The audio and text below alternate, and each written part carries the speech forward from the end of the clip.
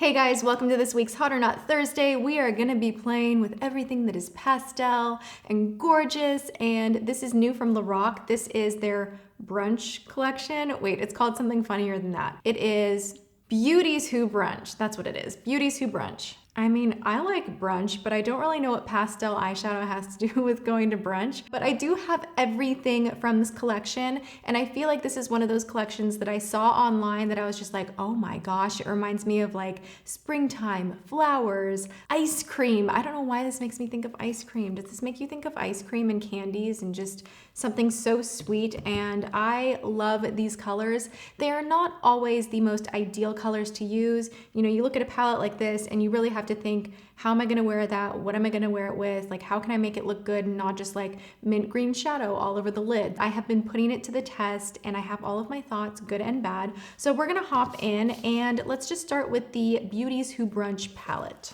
Okay. This palette is $44. You do get a dual-ended brush. You also get an eye primer that I personally am totally allergic to. It makes my eyes itch so bad that I just cannot even use that primer. However, other people that are able to use it, it is one of the best, like, long-wearing primers. Your lids will not crease with any shadow. Whether you use that primer with Lorac or you use it with something else, it's just a very bulletproof, budge-proof, really wonderful, amazing eyeshadow primer that I happen to be allergic to. Really sucks for me. But the palette itself is so stunning. Now, this is the Pro formula, so you are getting the same formula that you would get in any of their Pro palettes, and I love the formulation of Lorac shadows. They're very silky, they're very pigmented, you can use them wet or dry. They are very powdery though, so you do have to be careful of fallout because if you use too much at a time, you will experience that. But for me, the fact that the color just kind of blends effortlessly into one another and everything looks very blown out and beautiful and blended and nothing grabs or skips, I'm willing to deal with the fact that there is quite a bit of kickback and that there can be fallout. So make sure if you're using darker shades, which with this palette, there's really nothing dark in here, but if you are using Lorac shadows and you are going for a smoky eye, make sure you do your eyes first, foundation, concealer second, or that you put a lot of powder underneath the eye so you can kind of whisk that powder away along with some of the fallout. I did take a different palette today to kind of bring a little more depth into the crease, and that maybe is something to think about. This is not a very travel-friendly palette in my opinion. This is something that you're gonna wanna incorporate with other products you already own, but let's look at the good stuff of this. I love these colors. This purple is actually something that I am wearing all over my lid. This is very much going to go to good use because during the springtime, summertime, I love feeling very lightweight and airy, and my makeup reflects that, and I love playing with more pastel colors. Most of us do. So this palette has very wearable pastels. This purple is actually so insanely wearable. I think it's a very flattering shade, excellent for green eyes. It just has the right amount of lilac to it. These are all very, very buttery and very, very smooth. You do get 8 matte shades in here and 8 shimmers. They equally can be used wet or dry. That's something super impressive about this formula is even the matte shades can be used wet. So we have lavender, eggs bunny, gluten-free, which you guys know, I gotta love that shadow. I gotta like layer that on my eyes like crazy. It is what is on the inner corner right now and under my brow bone because I am 100% gluten-free due to a freaking allergy. And to this day, all I dream about is cake. So there's gluten-free and hot sauce. Actually, those side by side are kind of funny because I am obsessed with hot sauce. Let's just talk about more random facts with Tati. I have about 5 different varieties of hot sauce in my fridge right now. Okay, back to the eyeshadow. So we have Jelly Donut, Pancakes, Sorbet, and Valet. Moving down, we have Bloody Mary, Blueberry Scone, Moonlight, and Avocado Toast. Now, Moonlight and Avocado Toast are 2 of my favorites in this palette. They are incredibly impressive in how smooth they are. Moonlight is very, very much a vanilla color, like true old-fashioned vanilla ice cream. That's what I think of when I see this color, and it has the right amount of shimmer to kick up any look. This beautiful minty shade called Avocado Toast is one of the best minty eyeshadows I have ever found. Moving down to the last row, we have Mimosa, Smoothie, which I'm wearing underneath my lower lash line, French Toast, and Sunday Fun Day. So you see you get a ton of great colors in here. You know, it's something, if you're a makeup junkie, 44 bucks to get all of these beautiful pastels might be worth it to you. This is definitely not an all-in-one everyday palette where you're gonna be able to take those browns in your eyebrow or use a black as a liner. Like, it's not a very versatile palette, but it's a fun palette and the quality is really, really good. Gosh, dang it, why did you have to break? I don't even remember dropping this, and this has actually happened with 2 of my Lorac highlighters, so be warned, the formula is fragile. If you carry these around in your makeup bag to touch up throughout the day, odds are you're gonna break it, so that is something to be aware of. This is a Color Source blush from the same collection. This is in the shade Luma, and there are 2 blushes in this collection. One is Panorama, which is very purple.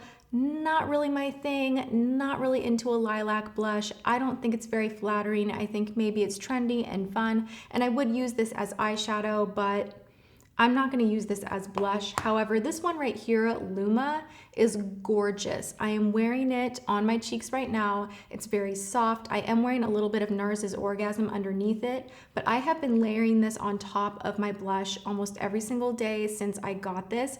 I have also used this on my lid as eyeshadow. I think I'm wearing this on my lid in the lip plumping video, and it's just a really beautiful, easy to wear color.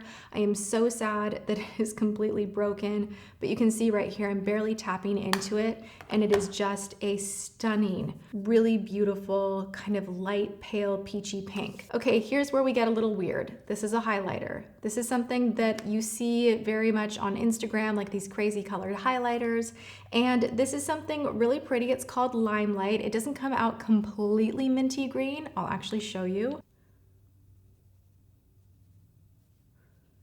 So you can see it's definitely got this like green hue to it, where if you were sitting right next to me, you could see a very, very strong green hue to this highlight as opposed to what's over here. So it is very intense. If you were going to a concert, you're going to Coachella, you're going to a festival, this could be something kind of fun if you want to do a little makeup art on the cheek. You know, use your makeup how you want to use it. If you want to use something as an eyeshadow, go for it. If you want to tap it on the center of the lip, do that. If you want to wear it as a highlight or a blush, make your own rules. As long as you're confident and you love the look that you come up with, then powder products are very, very universal. It's a good product. The quality, the creaminess, the wear time, and the blendability, like it hits the high marks of what you would expect from this formula, but I just don't know that I am into green highlight every day of my life, you know? I don't know if it's worth that $23 for a once in a while kind of a look. I'm crazy, so I have to even up the other side. Oh my God, I'm so cool right now, even though I'm not. Now, I am gonna go ahead and tell you guys that I don't like the lipsticks this time around. The packaging is to die for cute. It is adorable. I love this kind of creamy iridescent lid that they have going on. I love that you can see the color in the bottom, but the formula on this feels a little bit chalkier than what I have experienced in the past with the Lorac Alter Ego lipsticks. Maybe that's just me. Maybe it's the fact that it's super pastel and it's not as flattering as some deeper tones, but I had a hard time making this work. Now this one right here, Foodie especially, it's a really, really pretty color. I got super excited when I saw this, but when I put it on by itself, it just kind of exaggerated some of the redness in my lips. It looked a little patchy and it settled in a weird way where I was like, I'd rather do like the highlighty thing with MAC Myth or something, you know, or like the Tarte, the new ones that they came out with, the Rainforest of the Sea, the lipsticks that are in the blue tube. Those are really, really opaque and creamy, and they have some lighter shades that are really, really, really good. So I'll swatch these for you though. There is Foodie, there's Pastry Chef, and there is Brunch Queen.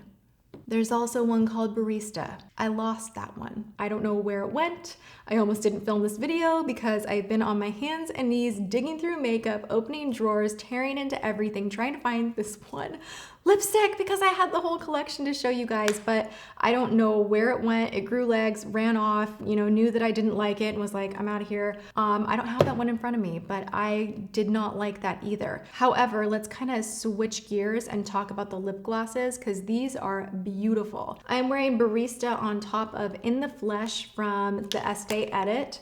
This is a gorgeous color. Oh my God, this is one of my favorites right now. It is so perfect to kind of give some depth underneath a really milky, pinky, lighter pastel gloss like this one. And the combo just makes your lips look giant. I love it. It's very, very of the season and springy, and it's just really, really a pretty look. This one, again, is Barista. These all smell like beautiful, yummy vanilla. They're very, very just delicious to smell, and they taste good. Not that you should eat your lip gloss, but you know what I mean. It doesn't like, you don't lick your lips and go, ah, poison. Like, it actually is very pleasant and food-like. So the other shades that they have, again, are Pastry Chef, Foodie, and Brunch Queen. Now you can see that they are corresponding with the lipsticks. I don't think on any planet you would need both. You know, if you want to try the lipsticks out and you're like, Tati, that's your opinion, I really like that formula, you know, you do that, of course, but I'm gonna tell you they're both so opaque that I don't think you need both corresponding products. That's just my opinion. And interestingly enough, the lip gloss is $1 less than the lipstick. So these are $17 and the lipstick is $18. What do you know? So that is the entire spring collection from Lorac, the Beauties Who Brunch collection, and I hope you guys enjoyed the swatches, my feedback. Let me know, as always, what other collections are out there that you want me to either do a hot or not on or try on the spot. Leave those comments. I love reading them, and if you enjoyed this video, please give it a thumbs up. That always helps. Sharing the video helps me out too. And yeah, thanks for hanging out, guys. I will see you all in tomorrow's video. Mwah.